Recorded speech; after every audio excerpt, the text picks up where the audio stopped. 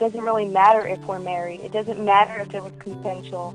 The law is what the law is. The constitutional rights of a child, are far more paramount than the constitutional rights of a sexual predator. The laws that are being passed are not making anybody safe.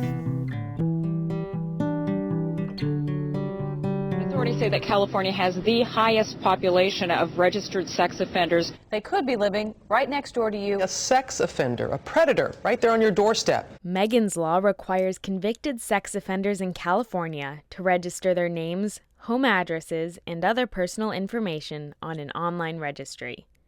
It's supposed to make people aware of dangerous sexual predators in their communities.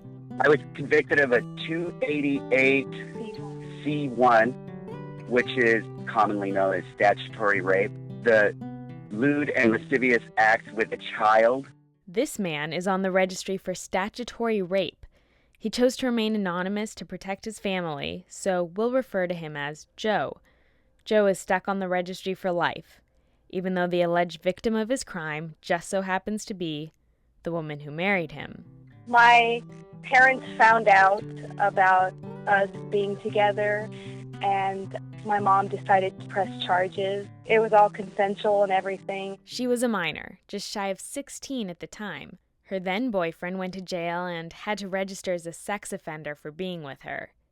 But they stayed together and even got married when he was released. It was actually illegal for me to be anywhere near her for 3 years, but she waited for me, and I waited too. The situation might sound extreme, but it's not that uncommon. There's two consensual teenagers that are having sex, perhaps 19 and 15, a 19-year-old boy. That 19-year-old boy can go to prison and remain on the registry for the rest of his life. Janice Bellucci is the California state organizer for Reform Sex Offender Laws Now. California is one of only 4 states with a lifetime registry, and Bellucci is trying to help offenders who she believes shouldn't be on it at all.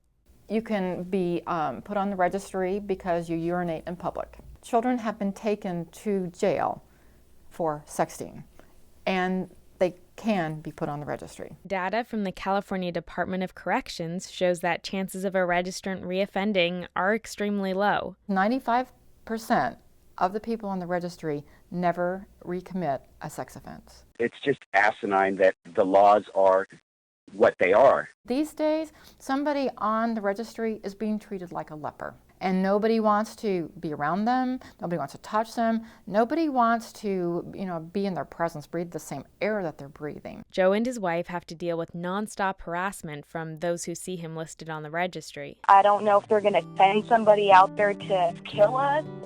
They did send somebody out there to beat me up. We had to put a temporary restraining order on a neighbor. While Joe and his wife feel that their punishment is too harsh and undeserved, law after law continues to be passed, only making things more difficult. Mission Viejo is the most recent of many cities in Orange County adopting tougher measures for California registrants this year. Crimes against the child is unforgivable. Councilwoman Kathy Schlicht introduced an ordinance banning sex offenders from public parks and beaches without permission from the county sheriff. It was passed unanimously. We're not thinking from a logical and rational place. Instead, we're acting from fear. There's always been stories, especially this summer, about child predators in the area. So it was like, there isn't any need to further study the issue, let's move forward. And it's always terrible when a child is assaulted, there's no doubt about that. But the fact is, we need to be very careful in the laws that we pass. We need to be surgically precise in the laws that we pass. If there's a constitutional issue, it will be handled through the courts of law, but in the meantime, let's get the legislation or the ordinance in place. Most of these crimes are actually, and I'm talking about the sexual assault of children, occur in the home. This is true for the very case that prompted Schlicht to pursue the ordinance. About 10 years ago, a child was kidnapped and murdered in Orange County. Her name was Samantha Runyon. She was abducted, I believe, from her home. This new ordinance, combined with previous California laws, make it difficult for sex offenders to find anywhere to live. Registered sex offenders are not allowed to live within 2,000 feet of a school or a park. And so the unintended consequences of that is that a lot of them have become homeless. And so they are congregating in parks because there isn't anywhere else for them to go. They can't live within those areas, and then they can't go to the parks. Was there any consideration for where they would go after that?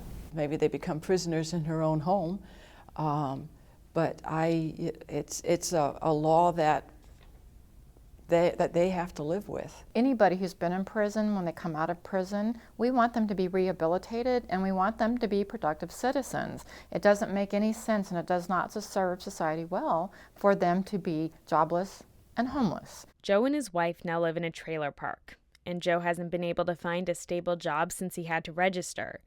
Because they live in California, Joe's status as sex offender is permanent. We're together, we're married. He did everything he was supposed to do, and it's sad to live this way. There have been some efforts to reform California's draconian laws. This past January, Assemblymember Tom Amiano introduced a bill for a tiered registry. What we have in California is a one-size-fits-all, and it's very counterproductive. If you really want to effectively pursue and prosecute the most horrendous crimes, you are cheating that process by wasting these very scarce resources and enforcement mechanisms. Opponents to the law worried that reforming the registry would allow serious sex offenders to slip through the cracks if there was even the possibility of getting off the registry. People are being timid around an issue like this and immediately think if in any way you step up to the plate and say maybe we should do this better or differently, that they would be accused of being pro-sex offender. What we are asking our lawmakers to do is to stop and think. Don't act from emotion, stop and think. Look at who are the dangerous people. Where do these incidents occur, these attacks occur, and let's target legislation there. The lawmakers didn't listen. Amiano's bill was defeated 41-19. And for now, the registry will remain clogged with relatively minor offenders who face humiliation and threats every day of their lives. I'm scared all the time. I'm worried. Maybe sometime in the future there could be something that can be done, possibly, for our situation.